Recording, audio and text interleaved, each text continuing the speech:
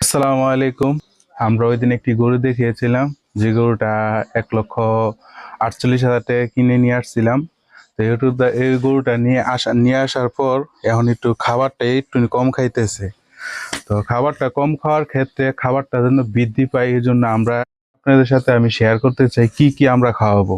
ফার্স্টে আমরা কি করছি, গরুটারে আপনার আমাদের গ্রাম্য ভাষায় জমি বলে, মানে চক বলে, চকে নিয়ে রোদের মাঝে দিয়ে আসছি ঘাস খাওয়ার জন্য। তো ওইখানে দেখা গেছে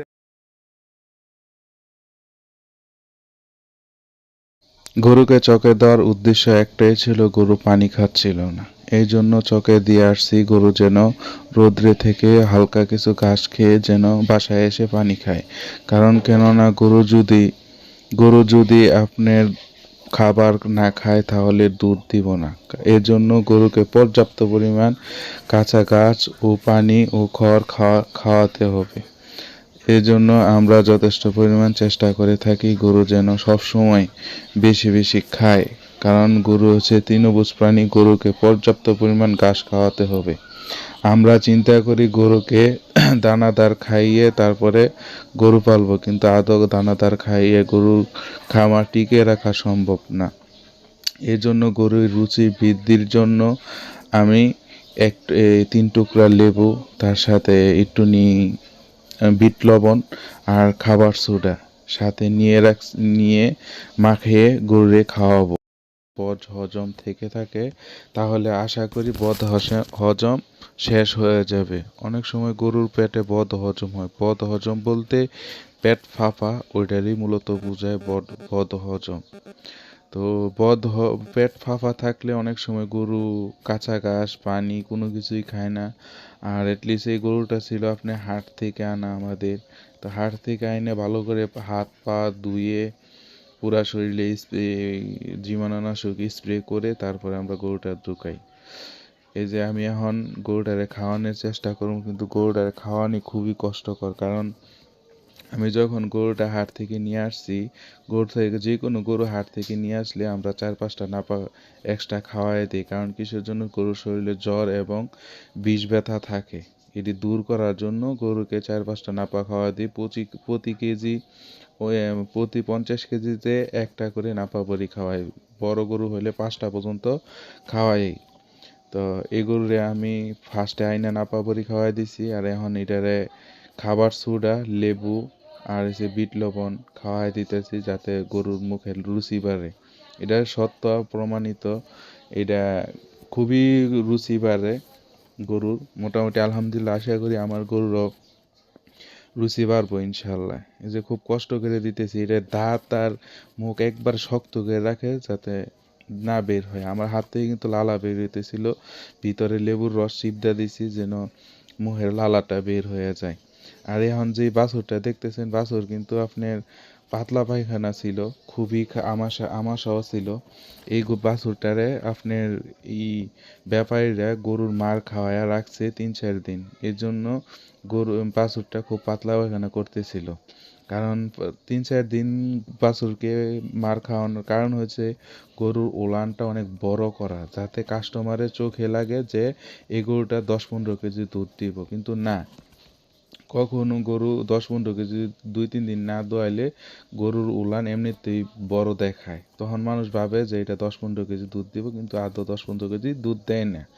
আমরা ব্যাপারী বলছে 12 কেজি দুধ দোয়াই দিব, কিন্তু আলহামদুলিল্লাহ ব্যাপারে বলছিল 12 কেজি দুধ দিব, কিন্তু আমরা আইডিয়া করছি ইনশাল্লাহ 6-7 কেজি দুধ দিব। কিন্তু আলহামদুলিল্লাহ আমাদের খামারে আইসা ফার্স্টে 5 কেজি, এখন আল্লাহর মতে 7 কেজি দুধ দেয়।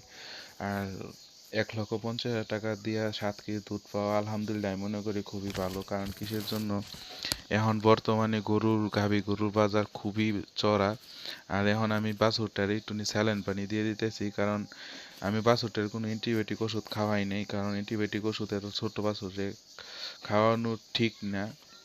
ঠিক না বলতে তা না, আমি অ্যান্টিবায়োটিক খাওয়াই নাই, কারণ কিসের জন্য অ্যান্টিবায়োটিক খাওয়ালে হয়তো 600-700 কিংবা 1000 টাকা খরচ হইতো। আলহামদুলিল্লাহ আমি চেষ্টা করছি গরুকে ওর স্যালাইন খাওয়াইয়ে ঠিক রাখার জন্য, কারণ ওইরকম আমার সাথে ছিল না। আর আমি ফার্স্টে ট্রাই করতেছি যে দেখি স্যালাইন খাওয়ায় ঠিক হয়নি, যদি আলহামদুলিল্লাহ স্যালাইন খাওয়ায় ঠিক হয় তাহলে বড় ডাক্তার দেখানোর কোনো প্রয়োজন নেই। আর একটা ডাক্তার দেখাতে গেলে কমপক্ষে 500 টাকা ভিজিট দেওয়া লাগে ভালো ভেটেরিনারি ডাক্তার দেখালে।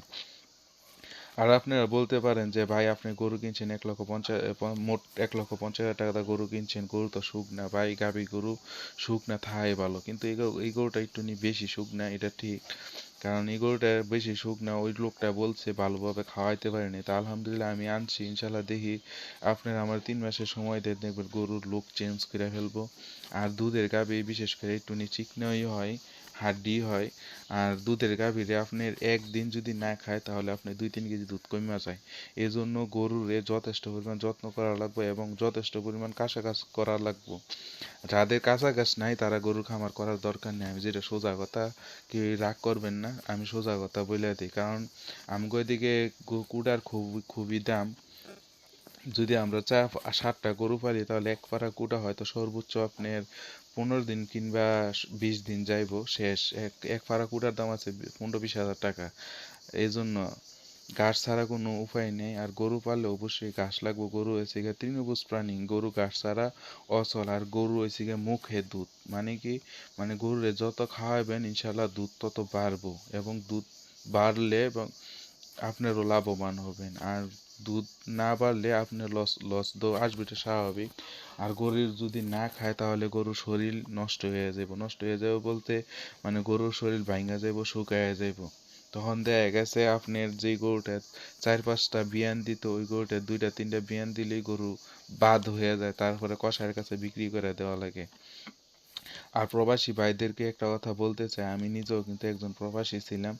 আমিও বিদেশ ছিলাম, দীর্ঘদিন বাইরে ছিলাম।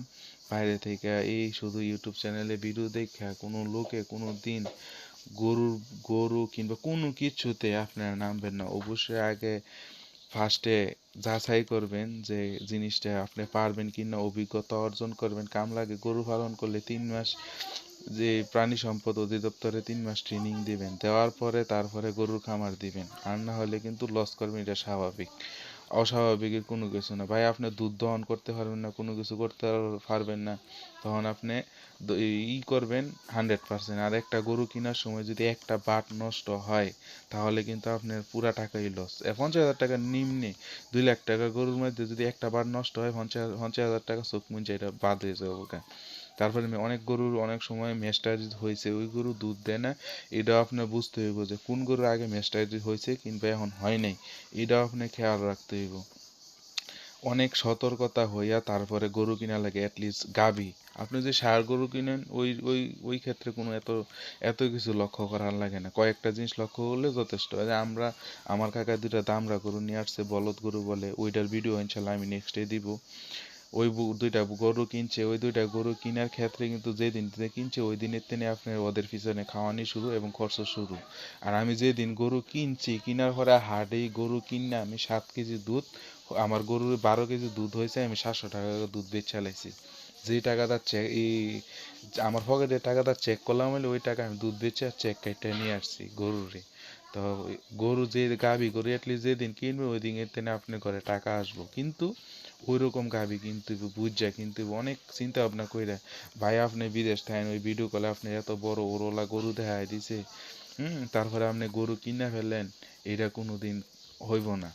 আগে দেশে আসেন 3 মাস, এটার পিছিয়ে যা 6 মাস যাক, 1 বছর যাক, যাওয়ার পরে বুঝেন তারপরে গিয়ে গরু কিনেন। এত সোজা না ভাই।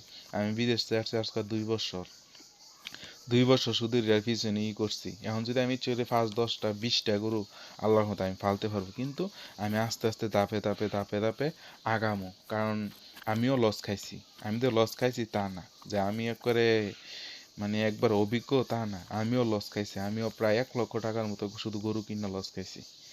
তো যাক আলহামদুলিল্লাহ, আমার জন্য সবাই দোয়া করবেন। আর ইনশাল্লাহ আর এই ভিডিওটা ক্ষমার দৃষ্টিতে দেখবেন, কেননা আমার মাইক্রোফোনটা নষ্ট হয়ে গেছে, ওয়্যারলেস মাইক্রোফোন ছিল, ওইটা নষ্ট হয়ে গেছে, যেই কারণে আজকে ভিডিওটা ফার্স্টে আমি মানে ভিডিও করছি, খুবই সুন্দর হয়েছিল, কিন্তু লাস্টে তা ওইটা নষ্ট হয়ে যাওয়ার কারণে কোন সময় নষ্ট হয়েছে বলতেই পারি নাই, তো এই জন্য লাস্টে তা ভয়েস দেওয়ার কারণে এই সব উল্টাপাল্টা হয়ে গেছে আর কি, সরি।